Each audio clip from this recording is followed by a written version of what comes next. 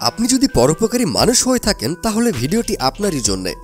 আপনি কি ঢাকায় বসবাস করছেন অথবা আপনাকে প্রতিনিয়ত কোনো ভিড়সম্পন্ন জায়গায় যেতে হয়, তাহলে আপনার সতর্ক থাকা উচিত।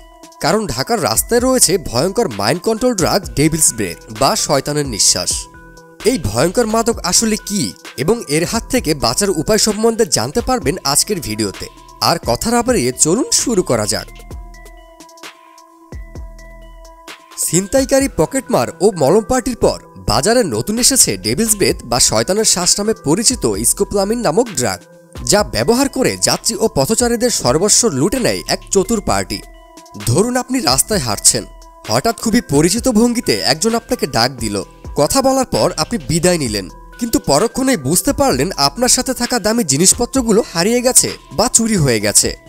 এমনও হতে পারে কেউ আপনাকে ঠিকানা জিজ্ঞেস করার জন্য একটি কাগজ দিল বা একটি প্রেসক্রিপশন দেখিয়ে বলল এখানে কি মেডিসিন লেখা রয়েছে একটু বলে দেন। আপনি মানবিক দিক থেকে উপকার করতে গেলেই ফেঁসে যাবেন। এরা ইচ্ছা করেই কাগজের লেখা ছোট করে রাখে, যাতে তাদের সম্ভাব্য ব্যক্তি মোবাইল বা কাগজটা নাক ও মুখের খুব কাছাকাছি নিয়ে পড়তে বাধ্য হয়। তাদের দেয়া কাগজ, ফোন বা অন্য কিছু আপনি নাক ও চোখ মুখের কাছাকাছি ধরার মাধ্যমে নিজেই স্কোপোলামিন গ্রহণ করে ফেলবেন। এরপর আপনি হয়তো ঠিকানা বা ওষুধের নাম খুঁজতে যাবেন, কিন্তু ততক্ষণে সবই শেষ। আপনার মাথা ঝিমঝিম লাগবে এবং আপনি বুঝতেই পারবেন না আপনি কি করছেন। আপনি নিজ থেকেই আপনার কাছে থাকা টাকা পয়সা, গহনা, মোবাইল সহ সব দামি জিনিস দিয়ে দিবেন আপনার সামনে থাকা ভয়ঙ্কর ডেভিলস ব্রেথ পার্টির সেই কুচক্রী সদস্যের হাতে।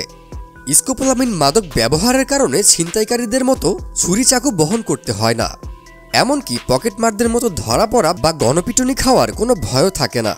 স্কোপোলামিনের ব্যবহার তাদেরকে এমন সব ঝুটঝামেলা থেকে মুক্তি দিয়ে শহরের সবচেয়ে সফল ও ভয়ানক হাইজাকারে পরিণত করেছে। এই পার্টি প্রধানত জুয়েলারি ও ব্যাংকের আশেপাশেই ঘোরাফেরা করে এবং বেশিরভাগ ক্ষেত্রেই পথচারী নারীদের টার্গেট করে।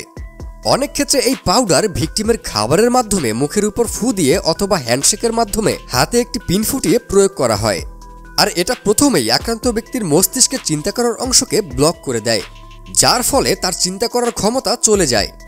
কুচক্রী লোক যে কমান্ড দেয় সে তাই মানে, আর এ কারণে আশেপাশে থাকা মানুষেরাও কিছু বুঝতেই পারে না। যদি কোনো সাধারণ মানুষের উপর এর 5 থেকে 7 মিলিগ্রাম ব্যবহার করা হয়, তাহলে তাকে দিয়ে যা ইচ্ছে তাই করানো যাবে। আর যদি এর পরিমাণ 10 মিলিগ্রাম বা তার বেশি হয়, তবে রোগী কোমায় চলে যাবে এবং সেখান থেকে মারাও যেতে পারে। এর হাত থেকে বাঁচতে হলে মাস্ক ব্যবহার করতে হবে, কারণ মাস্ক ব্যবহারকারী ব্যক্তির উপর খুব বেশি প্রভাব পড়ে না এবং মাস্ক ব্যবহারকারী ব্যক্তিকে খুব কম টার্গেট করা হয়। এছাড়াও আপনাকে সাবধানে থাকতে হবে, নির্জন জায়গায় কেউ ডাকলে যাওয়াই যাবে না। অপরিচিত কেউ বেশি ঘনিষ্ঠ বা পরিচিত আচরণ করলে তার পরিচয় জিজ্ঞেস করে শিওর হয়ে নেবেন এবং তার থেকে একটি নির্দিষ্ট দূরত্ব বজায় রাখবেন। এছাড়া যার তার সাথে কখনোই হ্যান্ডশেক করবেন না। আজ এ পর্যন্তই। ভিডিও ভালো লাগলে অবশ্যই চ্যানেলটিকে সাবস্ক্রাইব করে আপনার মূল্যবান মতামত কমেন্টে রেখে যাবেন।